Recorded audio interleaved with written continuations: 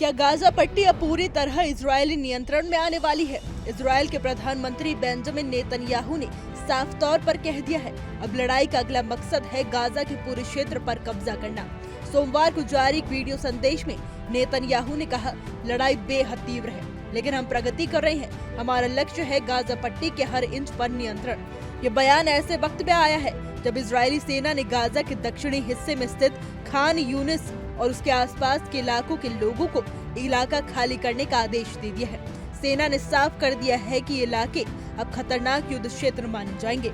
इस सैन्य अभियान का मकसद सिर्फ हमास को हराना नहीं, बल्कि गाजा को पूरी तरह इजरायली नियंत्रण में लाना है। इजरायली सेना ने बताया कि उसने पिछले हफ्ते सैकड़ों हमास लड़ाकों को मार गिराया और 670 से ज्यादा ठिकानों पर हमला किया।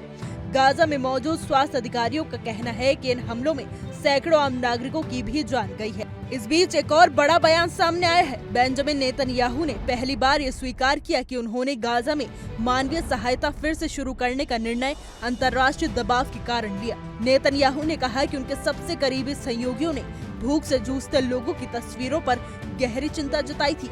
उन्होंने बताया कि उनके मित्र देशों ने साफ कहा, हम भूख की इन तस्वीरों को स्वीकार नहीं कर सकते।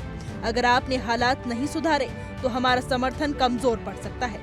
गौरतलब है कि रविवार को ही इजरायली सेना ने गाजा पट्टी में नए स्तर का जमीनी सैन्य अभियान शुरू करने का ऐलान किया था। यह हमला तब शुरू किया गया जब गाजा में करीब 20 लाख लोग पहले से ही संकट में हैं और बिजली, पानी और दवाइयों जैसी जरूरी चीजों की भारी कमी हो चुकी है।